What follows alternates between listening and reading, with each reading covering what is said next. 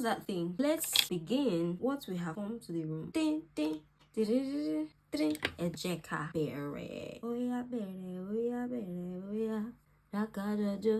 Content creator fits me. Who fits me go? It fits me die. The earlier I start, the better for all of us. You get me? Maybe I'm obsessed with myself. Maybe. You never know. Maybe I really like seeing my face. You never know. What's this video about? Hi, my name is Dorcas. Don't take me too seriously, to be honest. Hello, boys and girls. Hello. The bounce is... The bounce is what? The bounce just wants to chat. It's supposed to be getting ready to sleep. But the bounce is doing this video. Anywho, my name is Dorcas, and yeah, that's all there is to me. What else am I? Oh, I'm a scientist. Did you know that? What did I do? I studied biochemistry for my undergrad, and I have a master's. I feel like a serious person. And I have a master's in pharmacology and biotechnology. Maybe I'm smart. People say I'm smart, but we'll see. maybe not. We'll find out. I like to dance. I like to sing. I play the violin, but I'm very unserious. You know when you learn something for a year, after a year, you're supposed to be at least confident. But no, I'm still stuck in my room because why? I don't practice regularly. Oh my days, I've spent 10 minutes here chatting rubbish. So what's the point of this video? The point of this video today is to share my journey, my story, just my life story, my life history, my autobiography as the, our tiny achievements. So I want to achievements, woman call autobiography. So, some people, you write your autobiography, but I think that's a bit too humble. Like, how are they gonna know? They just read it, and but when you tell them, it comes from the horse's mouth. All your achievements, or the milestones, or the great things that you have done for this world. That's the standard, writing? Nah, we don't do that. That's for the humble people. I'm not here for autobiography, I beg. I'm here to... So I got my job as a biochemistry scientist on the 9th of March 2023. I'm just here to share my story, and maybe somebody somewhere is gonna get encouraged. I'll take you through the journey. Oh god, I sound so serious. It all started with me getting admission to do my master's in the UK to study that course, pharmacology and biotechnology. And I did the master's, and towards the end of your study, you start looking to apply for jobs, thinking, okay, where can I apply? How do I make my CV good? What do I do? Blah blah blah, and all of that.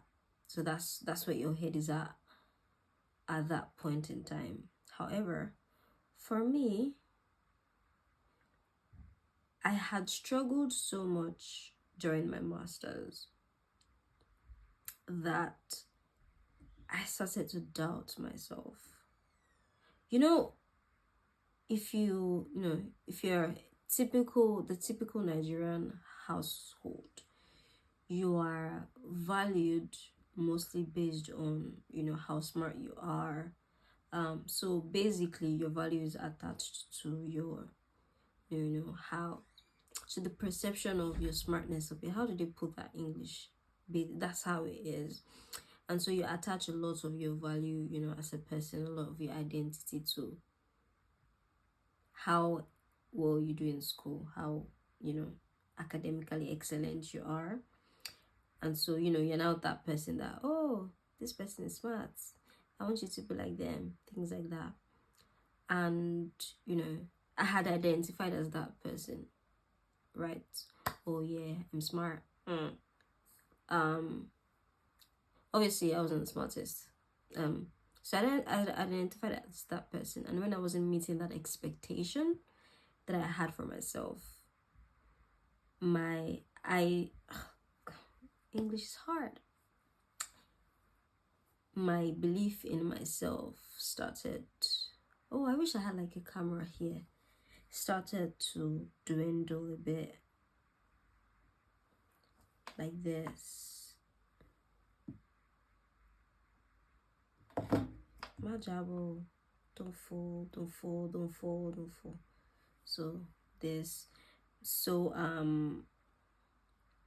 I started to, so basically, oh god, my brain is tired, so I'm chatting a lot of rubbish because my brain is tired and I'm supposed to be going to bed. At this time of the day, you won't find me talking. if I'm talking. So not something that requires the brain. Anywho, oh god, where did I stop? I lost my train of thought. My so I had basically attached my identity to, my ability to excel academically, and when that didn't seem so in my case during my masters, it just made me doubt myself. And when the time came for me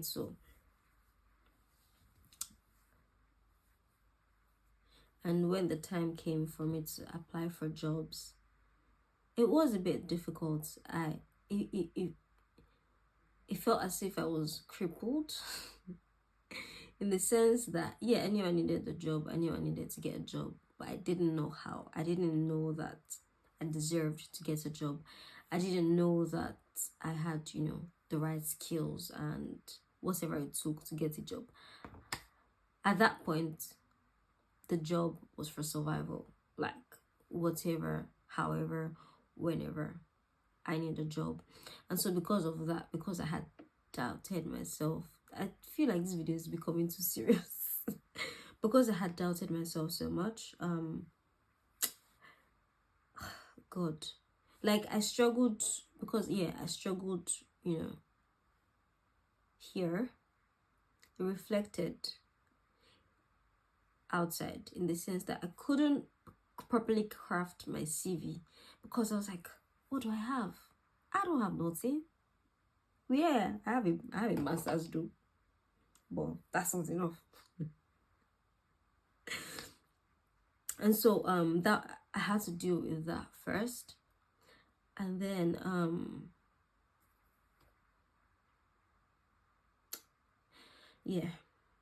and because I already felt bad about my results, I did not feel, just so you know, me feel. Because I already felt bad about my results, it now translated into, getting a job and all of that. And so it was a huge struggle for me to convince myself why somebody would want to employ me. Does that make sense? I don't know. So this whole story starts in, towards the end of my master's in 2022, sorry. 2022. So that phase passed, and obviously you gotta get going. You can't let that stop you. You are in the UK. You're not in your father's country, so you have to be serious with your life. September 20, I think it was in September that my final results came out, and honestly, I think I cried. No, I don't think I cried. I don't know. I don't even. Why did I even cry, safe? Because I was I think it was because of my research project results. Yeah, because I had put in so much work into that thing, bro. I had put in so much work into that thing, and I didn't get the result that I thought that I deserved. That's by the way. And so I continued with the struggle, and I think it took me a week to write my cover letter. The first cover letter I ever wrote. It took me a week, and I could only write 150 words. That's how bad it was.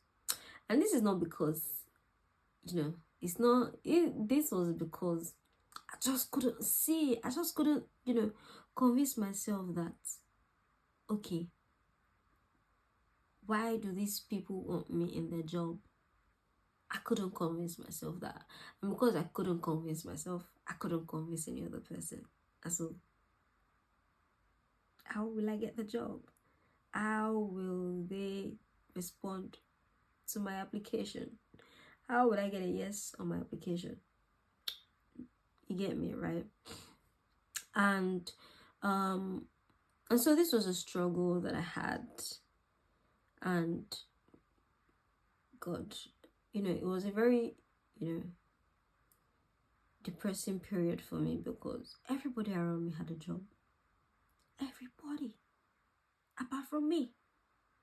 And so it just felt like everybody had their thing going. Everybody had, whatever was going, everybody was, doing fine. And yeah, I was lagging behind. I feel like I'm already saying rubbish. And, here I was lagging behind. And, there were nights that I would cry instead of sleep. There were nights that, I would cry instead of pray. There were nights that I couldn't sleep. I'll just be tossing and turning, and I worried so much. That scripture that says, who amongst you can add an inch to his height by worrying? That's me. Because if it's by worrying, 6 feet 2, that will be my height now. I've done 6 feet 2 like this.